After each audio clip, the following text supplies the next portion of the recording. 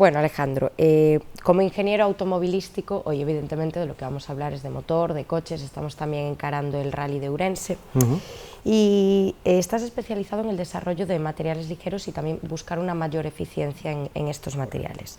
¿Qué diferencia existe entre los materiales que se usan de forma convencional para cualquier automóvil que todos conocemos y para uno de competición? La gran diferencia es el requisito que tiene que solventar, ¿no? Esa función que tiene que solventar este material ligero, principalmente pues, materiales convencionales, comentaríamos los aceros, los aluminios, los metales. En el mundo de los materiales ligeros hablamos de materiales compuestos porque se conforman de un tejido y una matriz que los pega. Lo bueno de estos materiales es que puedes tener 5 veces componentes más ligeros que un acero o 3 veces más ligeros que un aluminio. Esto se traduce en menos energía para mover los vehículos, menos inercias por los que puedo girarlo más rápido o puedo frenar los vehículos mucho más rápido. De ahí que sea una combinación perfecta, ¿no? con la automoción y sobre todo el motorsport.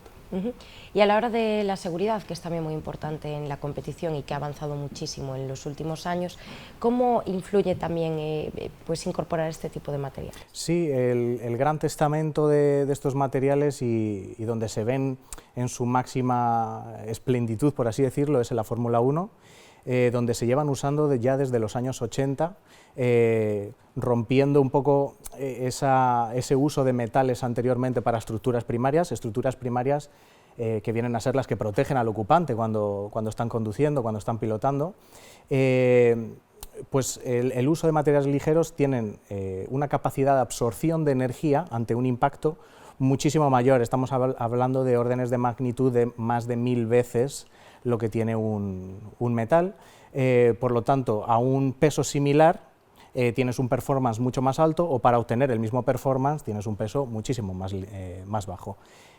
Una de las grandes digamos, barreras en la calle para usar estos materiales es que su forma de absorber esta energía es completamente diferente a un metal. Estos materiales se destrozan por el camino para absorber energía a base de formarse destrozándose.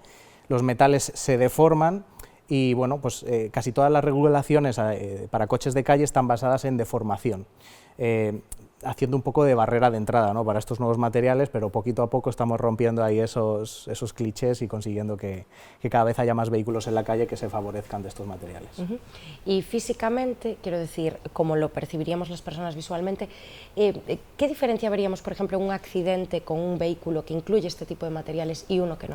Principalmente cuando bueno, un coche convencional o un coche de motorsport al uso, con su jaula y su estructura de tubos, en sí lo que veríamos es un amasijo de hierros, ¿no? Que se deforma hasta que, en el caso ideal, ¿no? La estructura que está alrededor del ocupante se mantiene intacta. Sin embargo, en los materiales compuestos lo que veríamos es una montaña de polvo aparecer y simplemente ese compartimento donde está el pasajero completamente intacto, ¿no? Es la gran diferencia. Ese amasijo de hierros, ese extra de material que ha desaparecido, literalmente desaparece, ya no está ahí. Y dentro de los tipos de vehículos, pues sí, Dakar, Fórmula 1 o Rally Car, ¿cuáles son las adaptaciones que hay que hacer de unos a otros? Sí, es muy diferente. La verdad que las reglamentaciones y lo que puedes hacer en unos sitios u otros es reescribir el libro desde cero prácticamente. En Fórmula 1 a día de hoy es obligatorio que las estructuras sean de materiales compuestos, precisamente por esto. Cuando suceden accidentes a muy alta velocidad, muy alta energía. En cambio, en un coche de rally o en un coche del propio Dakar se busca más precisamente esa deformación de esa estructura, porque son menos predecibles el tipo de impacto. En un circuito al final hay unas barreras, hay unas defensas y los impactos en la mayoría de los casos están muy estudiados, pero en un rally o en un rally fuera de pista como el Dakar es muchísimo más impredecible. Se están empezando a usar también en Dakar. Este año pasado, por ejemplo, el coche de Audi para el rally presentó ya materiales compuestos, pero digamos que también incluso en estas competiciones está todavía por llegar, principalmente porque la propia reglamentación te permite diseñar una jaula de acero preestablecida, sin que tú tengas que hacer mucha más ingeniería, sin que tengas que hacer cálculos dimensionales o cálculos de qué refuerzos puede llevar esa jaula, porque se usa una arquitectura muy testeada.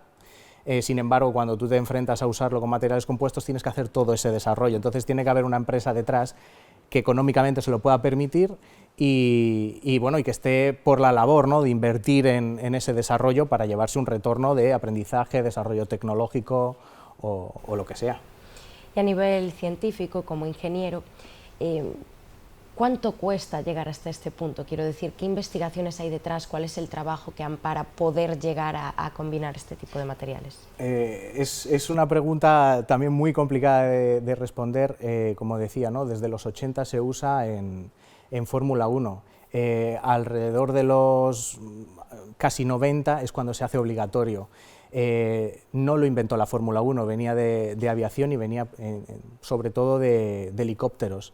Son tecnologías que, aunque parezcan muy nuevas, y obviamente están ahora en su auge de desarrollo, ya existían en 1930 y fíjate, estamos aquí casi 100 años más tarde y todavía parece algo súper de nicho, extraño y difícil de alcanzar, ¿no? Pero bueno, poquito a poco más productores de material, abaratan los costes, más personas conociéndolos, abaratan y posibilitan, ¿no?, que se desarrollen nuevos componentes, nuevas estructuras con estos materiales y bueno, pues a nivel científico, sobre todo, una de las cosas que se está desarrollando mucho y por la parte que me toca desde nuestra empresa en Managing Composites, lo que hacemos es también mirar mucho a la pata de reciclabilidad, que ahora mismo es súper clave y va a ser muy clave de cara al futuro, con nuevos materiales que sí pueden ser reciclados. Ahora mismo lo que se usa en el 90% de los casos en materiales compuestos no es reciclable, es inerte para la tierra,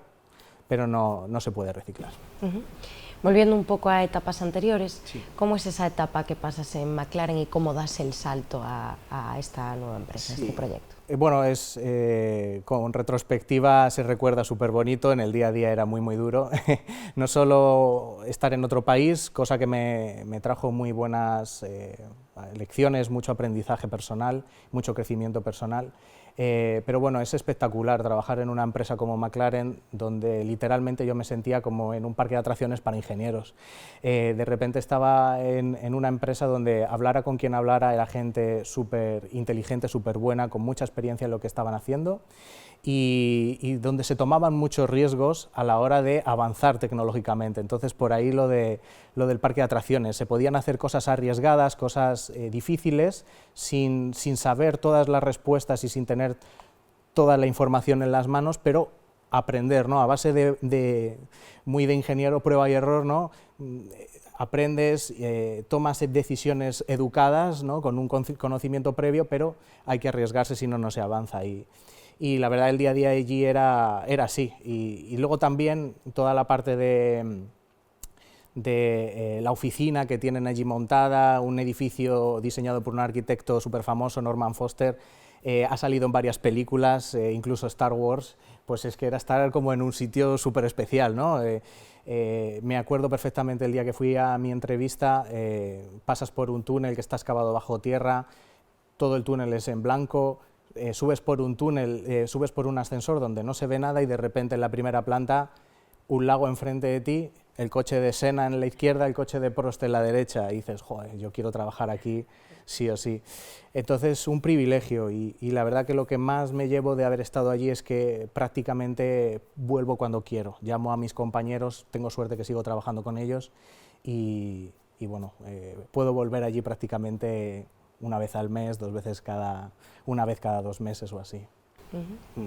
¿Y decides pasarte a esta segunda parte, digamos, de tu vida? Sí, siempre he sido una persona que se ha movido muchísimo por los retos personales y bueno, primero me fui a Inglaterra porque era un reto personal, también había una oferta laboral allí, yo estaba trabajando en España pero tenía una oferta laboral allí y me apetecía un reto, no había hecho una Erasmus, no había estado en el extranjero y vi mi oportunidad, fui. Al final, pues eso, te vas con una idea, estaré unos años, acabé estando 7 años en Inglaterra y bueno, pues ya había vivido mi experiencia allí, llevaba mucho tiempo, tenía el deseo de volver a España y bueno, compañeros míos de McLaren, con otros compañeros suyos de experiencias previas de otras empresas de supercoches como Koenigsegg, me dicen, oye, estamos pensando montar esto, y digo, bueno, pues vete haciendo hueco que voy yo también, ¿no? Y entre cinco personas que habíamos trabajado mucho en coches de lujo, materiales compuestos, decidimos montar Managing Composites, y además luego también una división que se llama The Native Lab, que es de formación, porque hemos descubierto no solo que se sabe poco de los materiales compuestos, que el conocimiento está muy... sino que el conocimiento se queda mucho en las fábricas donde se produce, y hemos decidido nosotros ser al revés que el resto, ¿no? En vez de guardarnos todas las cartas para nosotros, toda la información para nosotros, decirle al mundo cómo funcionan estos materiales para que algún día pues, se vean como los aceros, los aluminios, y podamos usarlo en un montón de cosas. Muy duro, empezamos justo antes del COVID, literalmente me volví de Inglaterra 3 semanas antes de empezar el COVID. Subsistimos al COVID pese a que los proyectos que teníamos entre manos pues se paralizaron todos, pero bueno, como he dicho, de 5 personas ahora somos más de 50 en un lapso de 3 años, no podríamos pedir más, y seguimos trabajando muy duro para seguir creciendo y seguir desarrollando los materiales compuestos en varios ámbitos, desde el diseño y fabricación de piezas a inventar nuevos materiales que nos pueden solventar algunos de estos problemas como la reciclabilidad. Pues genial, muchísimas gracias por acompañarnos. A vosotros, muchas gracias. Muchas gracias a ustedes también por estar con nosotros en un programa más.